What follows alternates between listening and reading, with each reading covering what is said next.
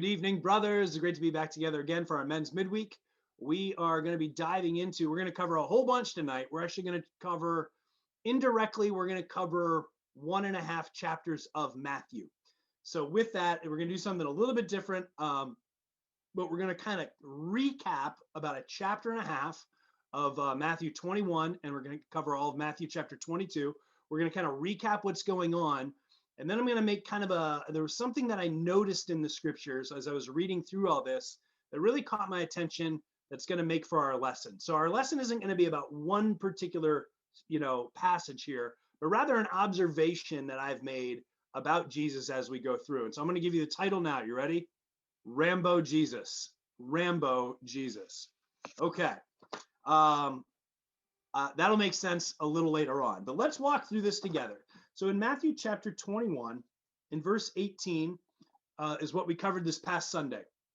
And we talked about this fig tree and how this fig tree, this wasn't necessarily a lesson about, a fig tree and like God has power or Jesus has power over nature, though you can definitely draw those conclusions. There was something beneath the surface that was going on. This was not just a statement about Jesus's power over nature. This was a direct statement about this whole Samaritan and really Pharisaical system that had taken over Israel, but specifically Jerusalem. And so it'll be important for tonight's Rambo Jesus lesson to kind of understand that. So let me just kind of recap it here. But basically, Jesus' ministry, he has lived amongst the Pharisees for pretty much his whole ministry time. And the Pharisees lived up by the Sea of Galilee, which is quite a bit distance north. It's kind of the northern part of Israel. It's in that group with the Pharisees that he does a lot of lessons, and he runs into a lot of conflict with them, but it never gets physical or violent. They threaten some violence, but it never actually turns into that. But during Jesus' last week, he's going to go to Jerusalem. And that's right, it's his last week. He's only going to last 1 week because the people he's taking on there, it's no longer the Pharisees, although you will see Pharisees that have kind of come with him and are kind of still kind of heckling him. But really where he's entered now is he's entered into Sadducee territory. And you can almost think of like Pharisees and Sadducees. This is probably a terrible analogy, but actually it's probably not too bad. But it's kind of like our denominational system of today. If you just want to type in Christian church, you're going to find no shortages of different churches. And all those churches have got unique kind of belief systems to them in some way, shape, or form. Some are going to be very small. Some are going to be very large. And you can almost kind of think of it in that same way, that the Pharisees and the Sadducees, almost like denominations that they're worshiping Yahweh, the God of Abraham, Isaac, and Jacob. But the way that they go about doing it, not necessarily the worship, but their belief systems are very, very different. And we covered a few of those. And one of the big ones is that we're going to run into here is that the Pharisees were not big fans of Rome, but just chose to kind of like, we're not taking on your culture. We're not going to oppose you. We're going to let God do that, but we're not interested in being like you at all. Whereas the Sadducees, this is the group that ran that temple. And their pockets were being lined by the Romans. This temple area had always been a big area of war and fighting and all this sort of stuff. If you go back and do your history about the Maccabean period, even like that's the intertestamental period, it's a mess. There's constantly fighting around this temple. And so Rome was very happy to pay off these Sadducees to keep the peace in that area. Well, what do we have here? The Sadducees basically represent corrupted religion that's lining their own pocket, religion that's not looking out for the people, but it's getting rich on its own. And as you can imagine, Jesus don't like that. And so Jesus is going to go off on these Sadducees. He's already started in chapter 21, where he clears the temple. But now let's keep moving forward here. In chapter 21, in verse 23, we see that the authority of Jesus's question. Specifically, it says, Jesus entered the temple courts, where these Sadducees and chief priests are going to be. And while he was teaching, the chief priests and the elders of the people came to him. By what authority are you doing these things, they ask, and who gave you this authority? So Jesus has shown up. He's already creating quite a stir, and they're coming at him. And they're like, basically, this is who do you think you are? Jesus had not gone to like their Bible college, right? Like he was a rabbi, but he didn't go through necessarily the rabbinical system in the traditional way that other rabbis had gone through the rabbinical system. There's even an argument out there that would say that John the Baptist was actually Jesus's rabbi, and John the Baptist was not recognized by all those people in the Galilee. In other words, it's kind of like when you find out a CEO like doesn't have a college degree, and you're like, ooh, what do I do with that? Like, I guess that's cool, but like, I don't feel comfortable. Here's this guy, this religious guy, but he didn't do it the traditional way. He didn't come through their ranks. And they're like, by what authority are you doing this? Like, we didn't sign off on you. We don't know who you are. Anyway, Jesus goes through and gives some crafty answers on that. He then, talking to this crowd, gives the parable of the two sons. And this parable of the two sons is really speaking to the priesthood. And what he's saying here is, listen, you guys, like, you are the priests, like, you're the chief priests. You are the son that said, I will do the job. I will be the spiritual leader here of Israel. That's what you signed up for, but you did not do your job. And so, you know what? See these prostitutes and these tax collectors? See how they're following me? They're the second son. They chose not to follow early on, but now they are, and they're taking over. This was a direct shot directly at the Sadducees. In verse 33, he gives the parable of the tenants. And this is kind of a long one, but it's another one back to the vineyard. Now, if you remember back in chapter 20 during outdoor service, we talked about like these workers in the vineyard. And the end of that one, like all the workers got paid, but it didn't matter like how long they had been working for. Well, in this one, the workers just flat out get replaced by the end. Again, Jesus is saying, we're coming and we're taking this thing over from you. You guys are out. Chapter 22 in verse 1. Okay, so for those of you who have been around a while, I would encourage you to read through. This is where I spent all my time here today. Is this Matthew 22 is utterly confusing. Like, I thought I knew it, and then I was like, I can't preach it. I'm just not. I got to do more. I got to do more homework on here because there's really kind of two parables in one. And the first one's relatively easy to understand. It's that this great banquet is taking place. It's a wedding banquet. He's asking people to come, and the people that have been invited just flat out no show, and they start coming up with all these excuses, right? And then so he says, you know what? Fine, just go get anybody, and they start getting people off the streets to come and enjoy the banquet, and it's great, right? That's pretty simple. We can understand that. The chief priests, the Sadducees, they're not interested in the banquet, and so Jesus is bringing his ragtag group, and they're going to take the banquet. What I found to be very challenging is the last part of this is a guy shows up and he's not wearing the proper attire. And as a result of not wearing the attire, he basically gets thrown into the place where there's weeping and gnashing of teeth.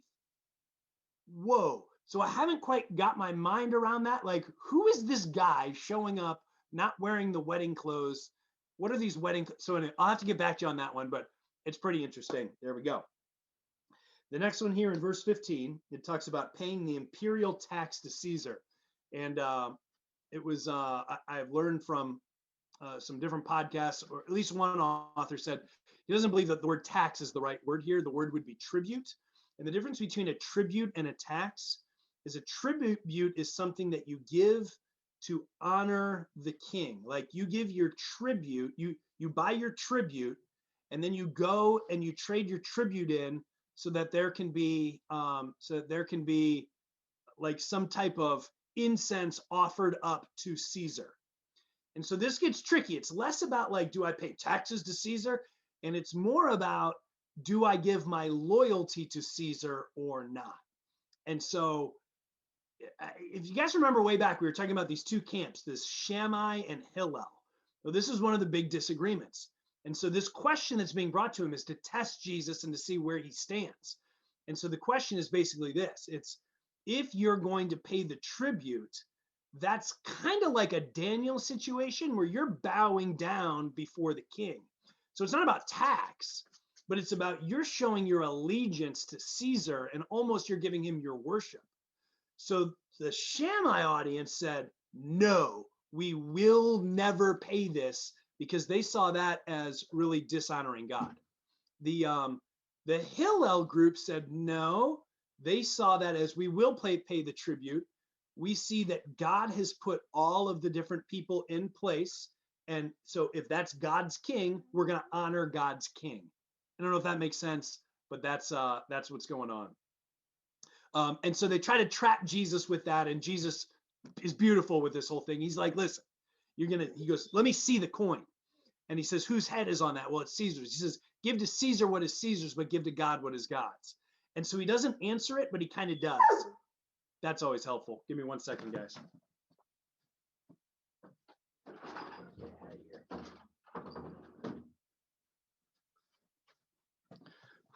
That was real professional. There we go. Never had my sermon interrupted by a dog, but there you go. It's 2020.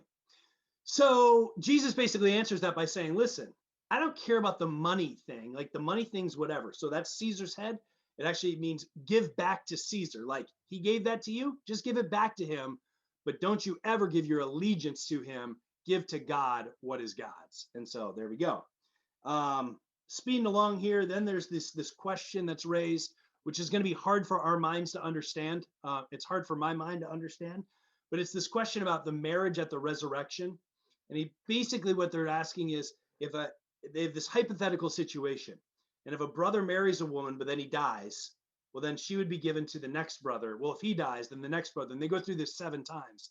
And the question is, are you like, whose is she going to be at the end of days here in the resurrection? And Jesus has this funny reply, right?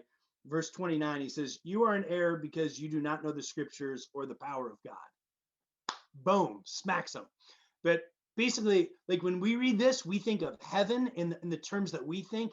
They're thinking on a totally different level in terms of resurrection. A Jewish understanding of resurrection after you die is very different. And so anyway, but Jesus answers that question. Then he goes and there's the great commandments. Then the Pharisees ask him in verse 41, who's the Messiah, or what does son of David really mean? And he answers that. Anyway, okay. So that covers chapter 21 and 22. So let's go back to the title of Rambo Jesus. Now, I am kind of grew up in the 80s, right? And so our family loved the Rambo movies. And the Rambo movies actually morph quite a bit, right? Like the first one is like an actual thing that could have happened. John Rambo is basically kind of twitches a little bit, and it's actually somewhat of a believable story. Well, then they come back, it's this big box office hit, and then they come back with Rambo 2, and it's like they totally put him on steroids, right? And so Rambo 2 goes from this believable story about a guy trying to escape one little, small town's police force. Rambo 2, he's in Vietnam, he's trying to free POWs, he takes on the entire country and he wins, and then he turns on the people like the Americans that have set him up for this, and he wins there too. And so Rambo 2 is like super over the top, right? Like he'll show up and there's 15 tanks, there's 600, there's 600 horses, there's air, and they're all coming for him, right? And like he leaves with like a scratch, and all of them die. Rambo somehow gets put in these situations. Everyone's coming at him, and yet he's able to survive, and everyone else kind of, he beats them all. Or like a kung fu movie, right? Where you got like the one guy, and then like, we'll go back to the 80s. How about like a Steven Seagal movie? He's attacked by like 18 other ninjas at one time, and yet he wins. Like he can just kind of take them on. As I was reading this is the imagery that came to my mind about Jesus. Now, why do I say that? Well, let's break this down here a little bit. All right. So if you go here, let's we'll just hit a couple ones real quick. But read with me chapter 21, verse 23. And what I want to show you here is Jesus is like Rambo in the sense that he shows up to Jerusalem, and every group with a different belief system starts showing up and starts challenging him theologically. They're trying to make him look stupid. So it's not like he's got like one enemy, if you will, coming at him. He's got people from all kinds of different schools of thought, different rabbi systems, different agendas, but they're all trying to take him out. And they're all hitting him with all these deep theological questions. And just like Rambo, he wins. Like he knocks out one, and then here comes another one. So In chapter 21, verse 23, it says, Jesus entered the temple courts, and while he was teaching, the chief priests and the elders of the people came to him. By what authority are you doing these things? They asked. Who gave you this authority? The chief priests, those are some big dogs there, right? Like the chief priests of the temple are coming at him with some theological questions. Not only is it the chief priest, but the eldership is now involved. The elders of Israel are coming at him and they're giving him all kinds of questions. 21 verse 45. So he answers that one. Verse 45. It says here, after he gives some other things, it says, when the chief priests and the Pharisees heard Jesus' parables, they knew he was talking about them. So he starts off talking to the chief priests and the elders. He then transitions and starts talking and giving these parables, but he's giving it to the chief priests. And now the Pharisees are there, and the Pharisees realize he's talking about us. How about in verse 15? It says here, then the Pharisees went out and laid plans to trap him in his words. They sent their disciples to him along with the Herodians. Okay, so the Pharisees like, we got to get this guy. So they take their Talmudim, they take their young guys, and they say, go get them with this question. But they bring with them this group called the Herodians. And let me just explain them really quick. Herodians were basically Israelites that were loyal to Herod, which basically means they were loyal to Rome. They followed the Roman customs. They liked Rome. They were Israelites that liked it. If the United States were taken over by another country, you know, the Herodians of the United States would be the ones that actually got along with the country that took us over. I don't know if that makes sense, but that's kind of how this works. So it's kind of these two different people groups. You've got the Pharisees and the Herodians who wouldn't normally get along. They're coming together to trap Jesus in a question.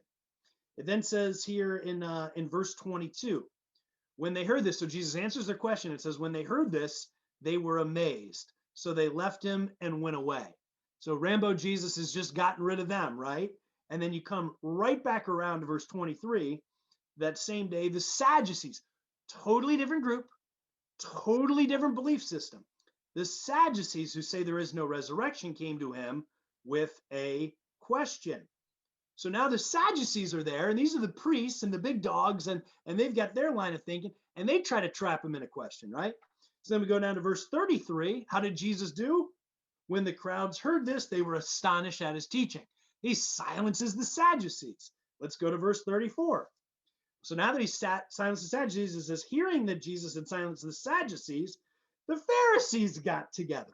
Again, another group. He's silenced their young, the young Pharisees. Now he's got this group of Pharisees. One who's an expert in the law asks him a question.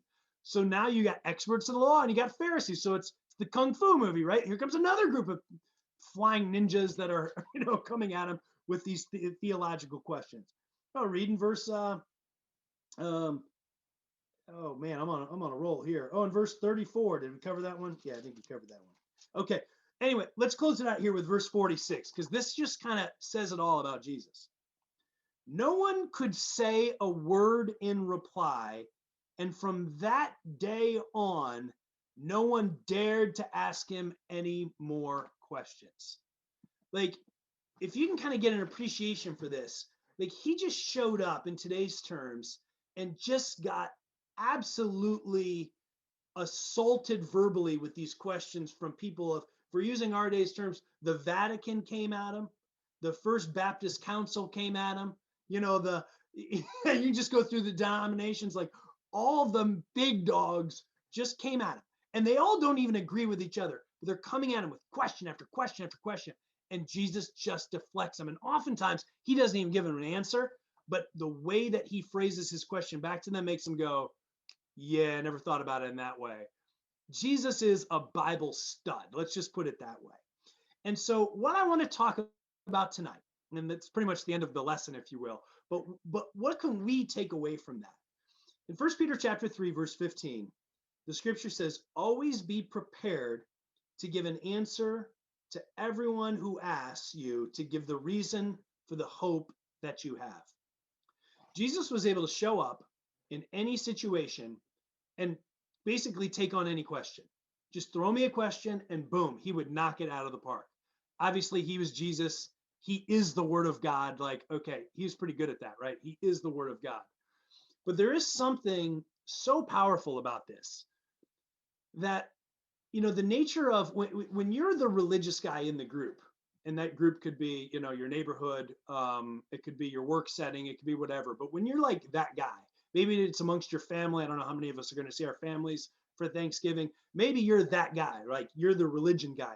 It is very common for the same sort of thing to take place where people are skeptical of, maybe not you, but definitely of your religion, and they come at you.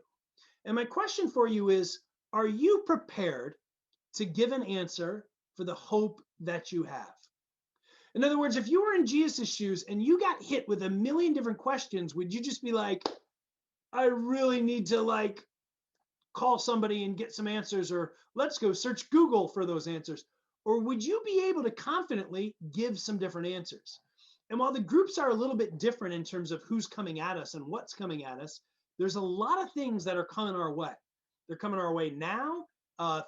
New things are coming our way. There's things around the corner that are coming our way. I think a week ago, we talked about this whole, marijuana thing, recreational marijuana. It's coming. It's coming to the state of Ohio. It's just a matter of time. There'll be enough pressure. It will come through. And do you know how you would answer those types of questions? We're going to study the Bible with people that are smoking pot and are saying, it's legal, man. It's legal. Like, how comfortable would you feel getting thrown in that arena and having to kind of defend your faith or, come up with your convictions in the first place? Our kids are getting destroyed. Like, one of the things that I think we take for granted, and I say we, I'm speaking for the 44-year-old guys and older. When we grew up, at least for me, the idea that God was real and that was the likeliest of all likely possibilities was definitely understood. I never felt threatened in school like they're attacking my faith or anything like that. I always believed in God. I believed God was good, and that was it. I didn't follow him for anything, but I at least had that. So when it came time to start searching for God, I didn't have any hurdle of like, I don't know if I even believe in God. Guys, our kids are getting bombarded with there is no God, and they're getting it from everywhere. I mean, they're getting it from TV, from media, from celebrities, from school. I mean, they're getting it straight from the classroom. People that are falsely kind of depicting science versus religion, and that's just a terrible mistake when you try to do that. But are you prepared to give answers for that when people come to you and they say, give me a good reason to even believe in God? Or do all you have is some kind of lame-o, God is good all the time? Like, we got to do better than that. We got to do better than that. Like, can we defend our faith, not just from an emotional level, but even an intellectual level? Jesus was put in these circumstances and he knocked it out of the park. We've got to be willing to, have the same sort of thing. Questions of theodicy. Theodicy is kind of the study of, or the idea of how can bad things happen to good people? That makes sense. So, if someone dies of COVID and they're healthy and all that, how could that happen? How could Jennifer Lambert have pancreatic cancer after all of her years of service? How come my 2-year-old died in his sleep? Like, those are real questions. Are you good with like being able to defend God in those sort of things? Hopefully I'm making sense. Are we prepared to give an answer? I talked about the future. The reality is, and it might not happen in our lifetime, but Islam's coming hard after us. If you go to Europe right now, Islam is coming hard after Europe, which kind of makes sense. There's a lot of people migrating up. When we did our evangelistic trip to Albania, basically what they said is, you need to be prepared. This is how you evangelize. You're going to ask, do you go to church or mosque? Do you follow Jesus or Muhammad? And if they say Jesus, then it was typically they go to Catholic church, and we would kind of go from there. And if it's Muhammad, then we have a whole other series of questions that we're going to ask, and that's how we would evangelize. And it was actually a lot of fun. It was very, very different. It was very raw. Just felt very raw. Nobody knew anything. It was great. But they told us it's going to be a 50-50 split, and that's exactly what it was. It was a 50-50 split. It was And it was like, man, this is like Albania, like this is Europe, like dang, like half this country is already Islamic. It's coming, like that's coming to the United States. Obviously, there's people that are Muslim here in the United States, but like the surge will take place, maybe in our lifetime, maybe not, but are we prepared to give an answer that Jesus is the Son of God in those type of situations? Even amongst our own religion, like, do we have convictions? There are churches that teach easy believism. Do you just kind of bow down to that and stay away from that because it's just too controversial? Or can you defend your faith, your beliefs, what you believe about discipleship and the call that Jesus has given you? I'm being a little redundant here, but you kind of get the idea. And so that's going to be our discussion question is we see Jesus was prepared for any and every question that came his way and gave an awesome answer. And I think the question for us is, are we prepared to give an answer when our faith is challenged? Amen.